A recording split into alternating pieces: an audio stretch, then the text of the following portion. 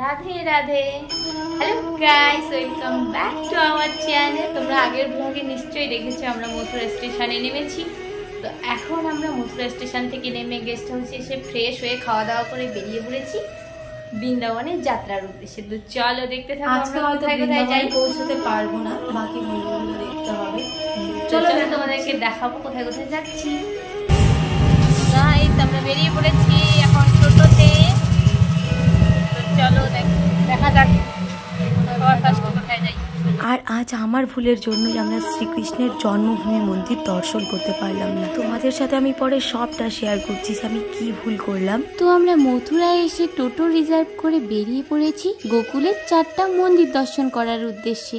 আর সবার প্রথমে আমরা এসে পৌঁছালাম নন্দমহলে। যেহেতু ভগবান শ্রীকৃষ্ণের বড় হয়ে ওঠা এই নন্দমহলে, তাই এখানে না আসলে চলে, তাই সবার ফার্স্ট এখানেই চলে এসেছি। মন্দিরের ভিতরে এসে প্রথমেই আমরা ঠাকুরের পায়ে অর্পণ করার জন্য ফুল কিনে নিলাম। আর এই নন্দমহলে কিন্তু ভিডিও করা বারণ, তাই আমরা তো ভিতরে এসে মোবাইল ক্যামেরা সবকিছুই রেখে দিয়েছিলাম।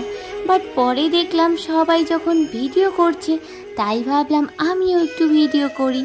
আর এই যে ভগবান শ্রীকৃষ্ণের পিতা ওনাকে কংসের কারাগার থেকে এখানে নিয়ে এসেছিলেন, তারই মূর্তি রয়েছে এখানে। তো চলো এই মহলটা একটু ঘুরে দেখা যাক।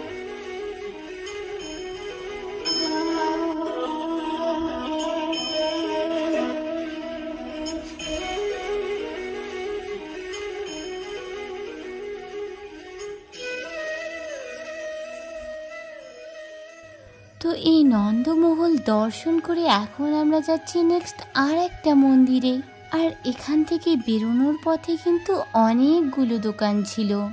আর বৃন্দাবনে যেহেতু আজকেই আমাদের ফার্স্ট ডে, তাই আমরা সেরকম কিছু একটা কেনাকাটা করিনি, কারণ এটাই আমাদের আজকের ফার্স্ট মন্দির দর্শন। আর এখনই যদি আমরা কেনাকাটা শুরু করি তো আমাদের বই নিয়ে বেরোতে হবে। তো নন্দমহল থেকে বেরিয়ে সোজা টোটোতে উঠে আমরা চলে এসেছি আর একটা মন্দিরে। আর এই মন্দির দর্শন করলে নাকি 4 ধাম দর্শন করার ফল লাভ হয়। তো চলে এসেছি আমরা মন্দিরের ভেতরে। আর এই মন্দিরের নাম হলো 84 খাম্বা। এই মন্দিরের কিন্তু অনেক মাহাত্ম্য রয়েছে। এখানে যে স্তম্ভগুলো তোমরা দেখতে পাচ্ছ, এগুলো ভগবান শ্রীকৃষ্ণের নিজের হাতে বানানো।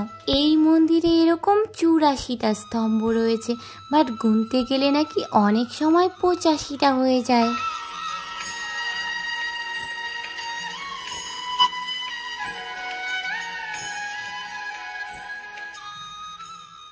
আর এই 84 খাম্বা মন্দির দর্শন করে এখন আমরা যাচ্ছি নেক্সট আরো একটা মন্দিরের উদ্দেশ্যে। সত্যি কথা বলতে আমরা টোটো রিজার্ভ করেছি গোকুলের 4টা মন্দির দেখার জন্য, তাই আমরা জানিই না যে টোটো কাকু আমাদের কোনটার পর কোন মন্দির নিয়ে যাচ্ছে।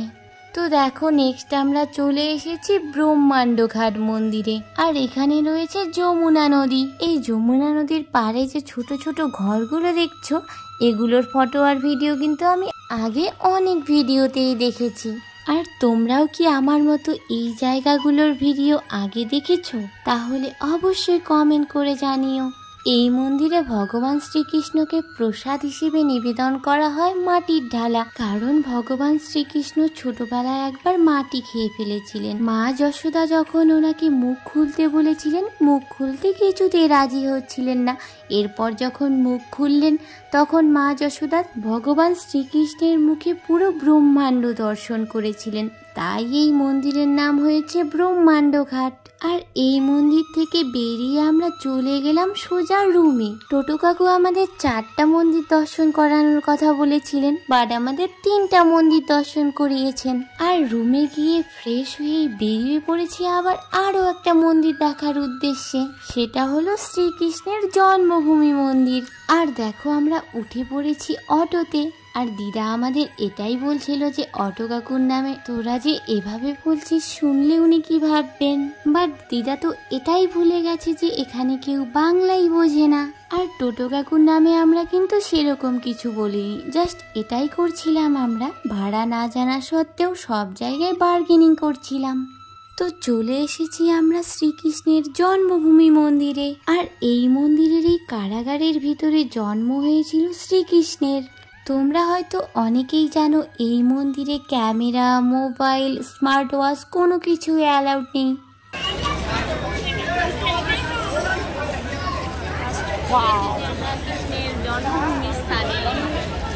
এটা দেখে মন শান্তি,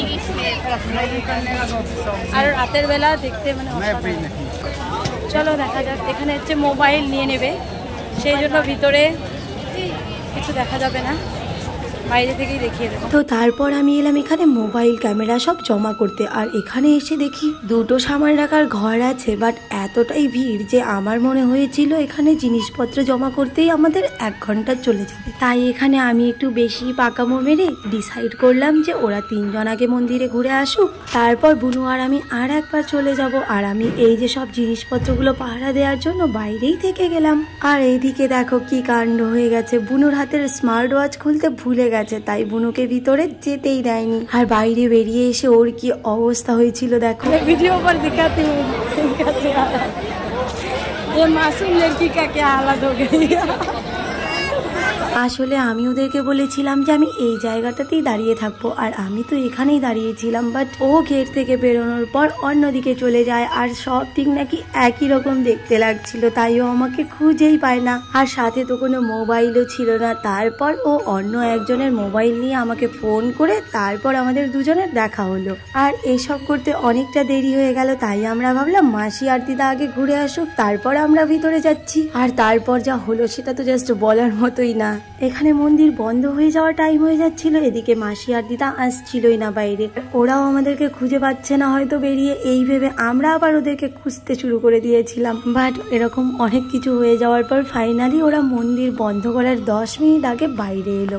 ওইটুকু টাইমে আমরা দৌড়ে দৌড়ে ভিতর যেতে যেতেও প্রায় সবকিছু বন্ধ হয়ে গিয়েছিল, তাই আমাদের আজ আর শ্রীকৃষ্ণের জন্মভূমি মন্দির দর্শন করা হলো না। বাট ভাগ্যে যদি থাকে তাইলে অবশ্যই পরে আর একবার চেষ্টা করবো আসার।